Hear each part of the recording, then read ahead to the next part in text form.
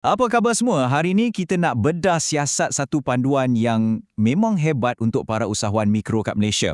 Kita akan gali 60 tips praktikal dari Dr. Fakhrul Anwar Zainul. Yang paling best, semua ni direka khas untuk kita yang bajetnya tak besar tapi impiannya, wow, besar.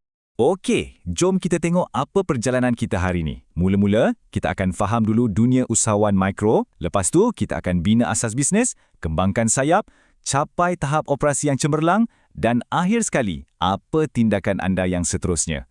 Dah sedia? Jom kita mulakan. Jadi seorang usahawan mikro ni, memang lain macam. Betul tak? Kita selalu pening kepala pasal bajet, masa pun sentiasa tak cukup. Tapi, potensi kita tu tak ada had. Jadi, anggaplah panduan ni macam GPS anda. Bukan teori semata-mata tau, tapi 60 strategi praktikal yang betul-betul boleh jalan. Bila tengok perjalanan bisnes ni, kadang-kadang rasa macam nak panjat gunung Everest kan? Rasa macam mustahil. Tapi apa yang menarik kat sini, ia dipecahkan kepada 6 peringkat yang kita boleh hadam. Kuncinya, satu langkah demi satu langkah. Kita bina dari bawah, dari asas yang kuat, sampailah ke puncak. Barulah matlamat besar tu nampak tak mustahil. Okey, so dari mana kita nak mulakan? Semuanya bermula dengan langkah yang paling kritikal. Membina asas perniagaan yang betul-betul kukuh. Senang cerita, ia macam bina rumah lah. Kalau tapak tak kuat, anda buatlah hiasan dalaman cantik macam mana pun, akhirnya boleh runtuh juga kan? Tengok piramid kejayaan ni. Sangat jelas kan? Asas perniagaan tu, itulah segalanya. Ia lapisan paling bawah yang kita tak boleh langkau. Ramai sangat usahawan, termasuklah kita kadang-kadang kan, terus lompat nak buat marketing gempak-gempak. Tapi kalau asas goyang, semua usaha tu takkan tahan lama. Ini satu perubahan minda yang sangat penting. Cuba tanya diri sendiri, adakah anda tengah kejar jualan semata-mata, macam hamster lari dalam roda, penat tapi tak ke mana, ataupun anda sedang bina keuntungan? Fikirkan, jualan RM10,000 tapi untung cuma RM500. Lagi teruk dari jualan RM5,000 tapi untung RM2,000 kan? Jadi fokus pada keuntungan, bukan sibuk semata-mata. Kita selalu dengar kan, gagal merancang untuk gagal. Memang betul pun. Tapi, merancang tu tak semestinya kena pening-pening. Sebenarnya, ia semudah 3 langkah ni je. 1. Tahu apa matlamat anda. 2. Fikir macam mana nak capai. 3. Pecahkan jadi kerja-kerja kecil harian atau mingguan. Senang kan? Dengar sini, anda tak boleh jual produk anda kepada semua orang. Mustahil. Jadi soalannya, siapa sebenarnya pelanggan anda? Inilah gunanya persona pelanggan. Ia macam kita cipta watak untuk pelanggan idaman kita. Tak kisahlah anda jual kuih raya ke, servis design ke, bila anda tahu siapa mereka, apa yang mereka suka, barulah senang nak cari dan pikat mereka. Petikan ni memang meremuskan semua yang kita bincangkan tadi. Betul-betul padu. Anda tak boleh bina KLCC atas tanah paya kan? Jadi, mulakan dengan niat yang betul, kenal siapa pelanggan anda dan ada pelan tindakan. Inilah tapak kejayaan anda. Okey, asas kita dah mantap. Sekarang, masanya untuk berkembang. Jom kita tengok macam mana nak dapatkan lebih ramah pelanggan dan yang paling penting, naikkan jualan. Inilah bahagian yang seronok di mana bisnes anda akan mula rasa ada momentum. Anggap je gambar ni macam enjin pertumbuhan bisnes anda. Apa yang menariknya ialah, semua benda ni bersambung. Media sosial tarik orang masuk, kita bagi diskaun sikit untuk dia beli, lepas tu kita upsell untuk tambah nilai. Dan akhir sekali, testimoni itu akan bina kepercayaan untuk tarik pelanggan baru pula. Nampak tak? Ia satu kitaran yang tak berhenti.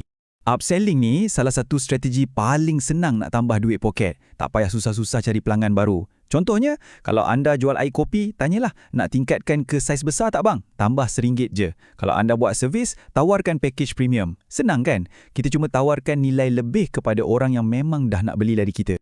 Pernah tak anda terfikir betapa besarnya kesan perubahan yang kecil? Cuba bayangkan, kalau setiap jualan anda boleh naikkan RM10 je. Hanya RM10. Kalau ada 20 pelanggan sehari, tu dah jadi RM6,000 sebulan. Wow! Inilah kuasa tindakan kecil tapi konsisten. Siapa kata nak buat pemasaran kena ada bajet besar? Tak semestinya. Buku ni penuh dengan idea-idea bijak yang kosnya rendah. Hantar newsletter, buat program rujukan, suruh kawan ajak kawan, guna testimoni pelanggan. Semua ni tak perlukan duit banyak pun. Ia membuktikan satu benda. Kreativiti tu lebih penting dari duit. Yang ni memang boleh ubah cara kita fikir pasal menjual. Bila kita fokus nak membantu pelanggan, bukan memaksa dia beli, kita dah bukan lagi jadi jurujual. kita jadi macam penasihat yang dipercaya. Dan bila ada kepercayaan, jualan tu akan datang sendiri, secara semula jadi. Okey, jualan dah mula naik. Alhamdulillah, bagus. Tapi, macam mana kita nak pastikan ia berterusan? Peringkat seterusnya ni adalah pasal enjin belakang tabik bisnes kita.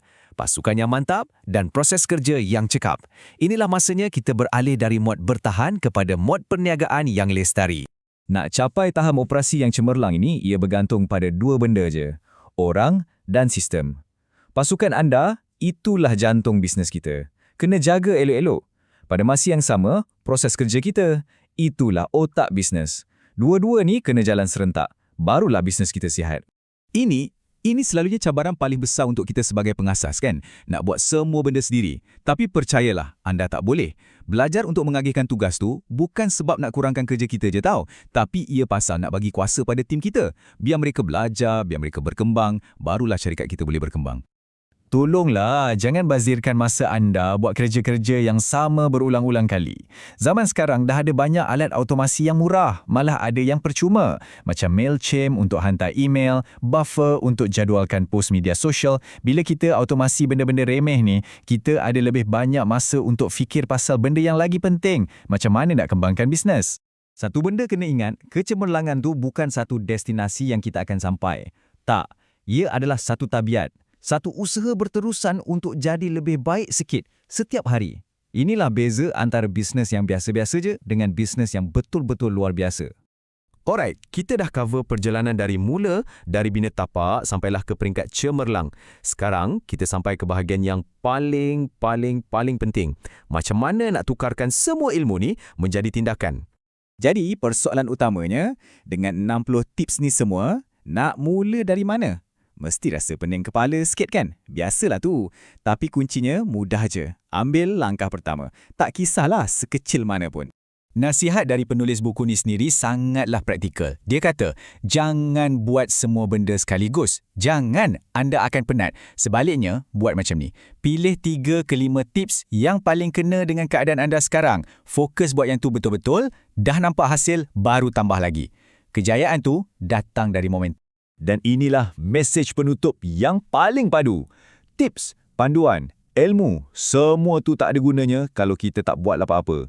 Jadi, soalan terakhir untuk anda bukan lagi apa yang saya tahu, tapi apa yang saya akan buat lepas ni. Sebab perjalanan sebenar anda bermula sekarang.